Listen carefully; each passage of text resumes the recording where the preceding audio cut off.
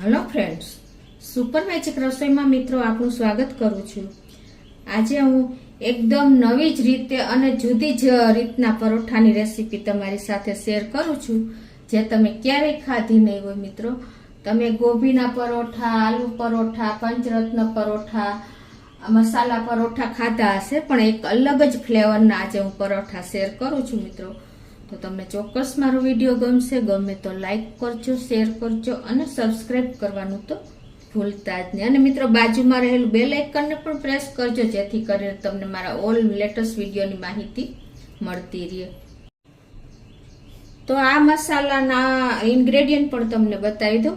એમાં 2 કપ ઘઉંનો ઝીણો રોટલીનો લોટ છે, એક મોટી સાઈઝનો કાંદો ઝીણો સમાર્યો છે, 2 લીલા મરચા ઝીણા સમાર્યા છે, 1 લીંબુ છે અને અડધો કપ જેવી મેં ધાણા ભાજી લીધી છે, રતલામી સેવ 1 કપ છે, 1 કપ આપણે દહીં છે, પછી લીલા ધાણા અને ફુદીનાની ચટણી છે, ચીલી ફ્લેક્સ છે, સંચર છે, આપણે શેકેલા જીરાનો પાવડર છે, લસણની કળી છે, ચાટ મસાલો છે, કાળા તલ છે, ઘી છે અને રૂટીન મસાલામાં મિત્રો આપણે લાલ મરચું, ધાણા જીરું અને હળદર આપણે આ બધું લેશું અને પાણી ને તેલ લેશું। મિત્રો, તો બનાવવાનું ચાલુ કરીએ।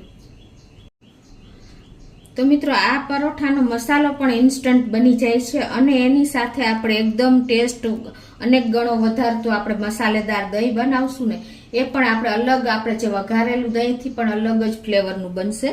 તો પહેલા તો આપણે શું કરવાનું છે કે 8 થી 10 કળી મેં આ લસણની લીધી છે, એ એક મિક્સર જારમાં કે તમે ખાયણીમાં પણ આ પેસ્ટ કરી શકો છો, અને એમાં આપણે 1.5 ટીસ્પૂન જેવું લાલ મરચું પાવડર નાખી દેશું અને 1/2 ટીસ્પૂન જેવું આપણે મીઠું નાખી અને આની ફાઇન એવી આપણે પેસ્ટ તૈયાર કરી લેશું। થોડું એવું આપણે પાણી પણ નાખી દેશું। તો આ રીતે જો આપણે પેસ્ટ એકદમ સરસ કરી લીધી છે, હવે એને આપણે એક વાટકીમાં લઈ લેશું। આ પેસ્ટને તમે 1 વીક સુધી રાખી શકો છો। તો આપણે પરોઠા માટેનો લોટ તૈયાર કરી લઈએ। એમાં 2 કપ ઘઉંનો લોટ છે રોટલીનો જ, અને એમાં આપણે ટેસ્ટ એકોર્ડિંગ 1/2 ટીસ્પૂન જેવું મીઠું નાખી દેશું અને 1.5 ટીસ્પૂન જેવું આપણે તેલ નાખી દેશું મોણ માટેનું। અને આનો આપણે પરોઠા માટેનું લોટ તૈયાર કરી લેશું। બહુ કઠણ નહીં અને બહુ ઢીલો નહીં, એવું આપણે થોડું થોડું પાણી નાખતા જશું અને લોટ બાંધી લેશું। તો આ રીતે જો આપણે પરોઠાનો લોટ તૈયાર કરી લીધો છે, નહીં બહુ ઢીલો નહીં બહુ કઠણ એવું। હવે આ પરોઠાના લોટને આપણે 5 મિનિટ આપણે રેસ્ટ આપશું, સાઈડ ઉપર રાખી દેશું। અને હવે આપણે પરોઠાનો ટેસ્ટ અનેક ગણો વધારી દે ને એવું ચટપટું અને ટેસ્ટી એવું દહીં આપણે મસાલા સાથે તૈયાર કરશું। તો એકદમ અત્યારે મેં ઘાટું દહીં લીધું છે, તો એમાં આપણે મસાલા માટે 1/4 ટીસ્પૂન આપણે ચાટ મસાલો, 1/4 ટીસ્પૂન શેકેલા જીરાનો પાવડર ને 1/4 ટીસ્પૂન સંચર પાવડર નાખી દેશું, અને આપણે 1/4 ટીસ્પૂન આપણે મીઠું પણ નાખી દેશું, અને એમાં આપણે 2 ટેબલ સ્પૂન જેવી લીલી ચટણી ફુદીનાની મરચાની મેં કરી છે એ નાખી દેશું, અને આને આપણે સરસ મિક્સ કરી લેશું।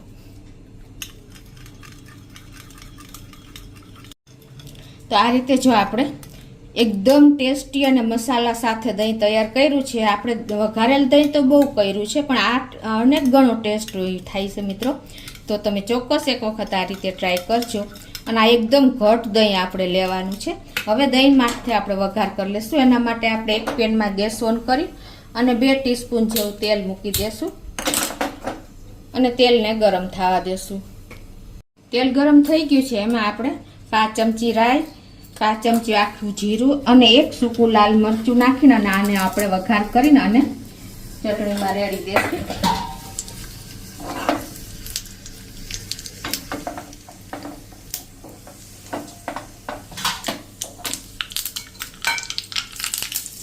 વઘાર પણ એકદમ ટેસ્ટી અને ચટાકેદાર થાય છે મિત્રો। તો હવે આને આપણે સાઈડ ઉપર રાખી દેશું। તો હવે મિત્રો, આપણે અલગ જ ફ્લેવરના પરોઠા એટલે કે એ મસાલો તૈયાર કરી લેશું। તો એના માટે મેં આ 1 કપ રતલામી સેવ લીધી છે, એને થોડીક આપણે બારીક ભૂકો કરી લેશું, જો મોટા પીસ હોય તો આ રીતે, કેમ કે આપણે આ આલુ પરોઠા છે, આપણે પંચરત્ન પરોઠા, ગોભીના પરોઠાથી અલગ જ આ મસાલો તૈયાર થશે। તો હવે એમાં આપણે તો મસાલામાં આપણે જો એક મીડિયમ સાઈઝનો મેં કાંદો લીધો છે એ નાખી દેશું. એકદમ બારીક કટ કરવાનો છે એટલે આપણે પરોઠામાં વણવામાં સહેલું પડે. 2 લીલા મરચાં મેં એકદમ બારીક પીસ કર્યા છે એ નાખી દેશું. અને 1/4 કપ ધાણા ભાજી લીધી છે એ નાખી દેશું. હવે આમાં આપણે અડધી ટીસ્પૂન ચાટ મસાલો નાખી દેશું. તમારી પાસે ચાટ મસાલો ન હોય ને તો તમે આમચૂર પાવડર લઈ શકો છો. અને 1 ચમચી આપણે ધાણા જીરું નાખી દેશું. 1.5 ચમચી જેવું આપણે લાલ મરચું નાખી દેશું. તમે તીખાશ ખાતા હોય એ પ્રમાણે કરી શકો છો. અને અડધી ટીસ્પૂન જેવા આપણે ચીલી ફ્લેક્સ નાખી દેશું. અને હવે આ બધું આપણે મિક્સ કરી લઈશું.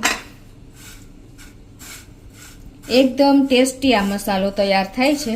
અને આ પરોઠા તમે એક વખત ચોક્કસ ટ્રાય કરજો મિત્રો. તમે સેવનું શાક ખાઈને કંટાળ્યા હો ને તો તમે આ પરોઠાની ફ્લેવર પણ કરીને અલગ જ તમે ટેસ્ટ લઈ શકશો પરોઠાનું. તો આ રીતે આપણો મસાલો તૈયાર છે. તો હવે આ મસાલો જો આપણો થોડોક છૂટો છૂટો લાગે છે તો એકદમ બોન્ડિંગ દેવા માટે આપણે 1 લીંબુનો રસ નાખી દેશું.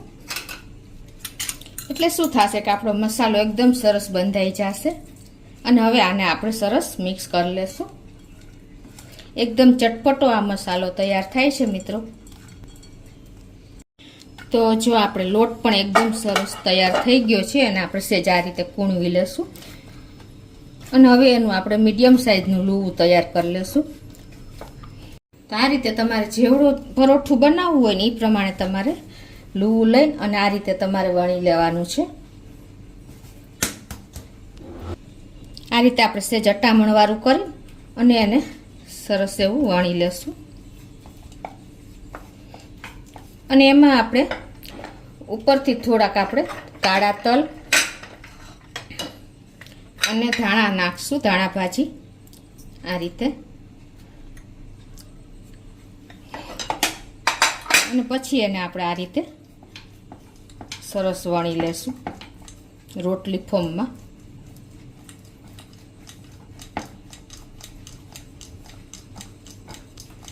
આ રીતે તમારે વણ્યા પછી તમારા જે ધાણા અને તલ વાળો ભાગ છે ને ધાણા ભાજી તલ એને નીચે રાખી દેવાનું છે. અને અંદરની સાઈડ તમારે ટેસ્ટ એકોર્ડિંગ વચ્ચેના ભાગમાં આપણે જે પેસ્ટ બનાવી છે ને લસણની એ આ રીતે આપણે સ્પ્રેડ કરી દેવાની છે. આ રીતે વચ્ચે જ લગાવવાની છે. એટલે શું થાય આપણો મસાલો એને એકદમ સ્ટીક થઈ જાય. અને હવે આમાં આપણે જે મસાલો તૈયાર કર્યો છે ને એ આપણે નાખી દેશું.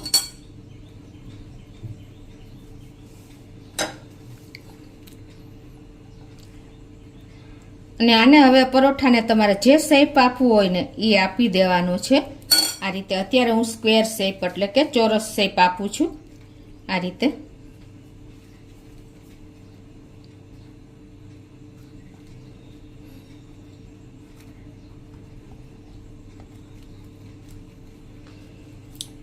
અને પછી તમારે એને અટામણમાં બોરીને અને હળવા હાથે જ વણી લેવાનું છે. કેમ કે આમાં આપણે મસાલો ફૂલ ભર્યો છે તો શું થશે કે તમે એકદમ સોફ્ટલી તૈયાર કરવાનું છે. સ્ક્વેર શેપમાં અત્યારે હું તૈયાર કરું છું.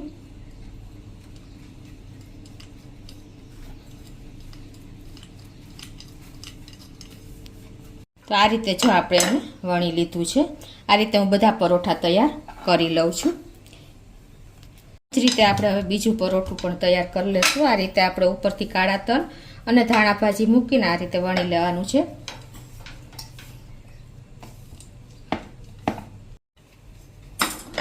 આ રીતે વણીને જેમ આપણે પેલું પરોઠું તૈયાર કર્યું ને એ જ રીતે આપણે હવે આ પરોઠું તૈયાર કરી લેશું. અને આને આપણે વચ્ચે મસાલો ફિલ કરીને અને તૈયાર કરી લઈશું. તો આ રીતે જો આપણે પરોઠા વણી લીધા છે. અને હવે આપણે ગેસ ઓન કરી અને એક નોનસ્ટિક પેન મૂકવાનું છે આ લોઢી. અને એની ઉપર આપણે આ રીતે પરોઠા તૈયાર કરી લેશું. ગેસની ફ્લેમ સ્લો ટુ મીડિયમ રાખશું આપણે. અને આ રીતે આપણે શેકી લેશું. બે સાઈડ પહેલાં આપણે થોડું થોડું લાઇટ એવું શેકી લેશું.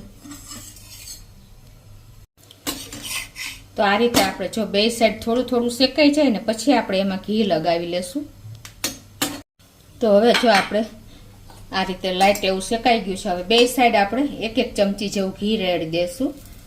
આ ઘીમાં એકદમ ટેસ્ટી પરોઠા તૈયાર થાય છે.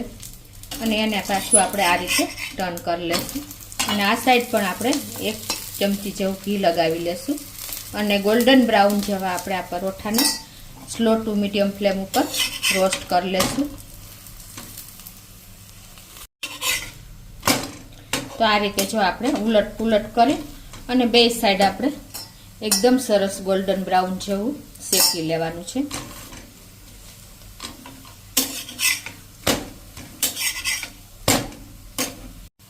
તો હવે આપણું પરોઠું એકદમ જો સરસ શેકાઈ ગયું છે. તો હવે એને આપણે પ્લેટમાં લઈ આ રીતે આપણે હવે બીજું પરોઠું પણ તૈયાર કરી લેશું. તો મિત્રો અલગ જ ફ્લેવરના અને અલગ મસાલા સાથેના આપણે દહીં પણ અલગ જ મસાલા સાથે તૈયાર કર્યું છે. ટેસ્ટી એવા મસાલા આપણા સેવ મસાલા પરાઠા તૈયાર છે મિત્રો. તો એને તમને કટિંગ કરીને પણ બતાવી દઉં. જો એકદમ મસાલાથી ભરપૂર એવા આપણા મસાલાથી તૈયાર છે સેવના પરોઠા. એને તમે આ રીતે આપણે જે આ દહીં મસાલા સાથેનું તૈયાર કર્યું છે એની સાથે તમે આ રીતે એકદમ એન્જોય કરી શકો છો મિત્રો. એવા ટેસ્ટી અને અલગ જ ફ્લેવર સાથે તૈયાર થયા છે મિત્રો. તો તમને ચોક્કસ મારા પરોઠાનો વિડીયો ગમે તો લાઈક કરજો, શેર કરજો અને સબસ્ક્રાઈબ કરવાનું તો ભૂલતા જ નહીં.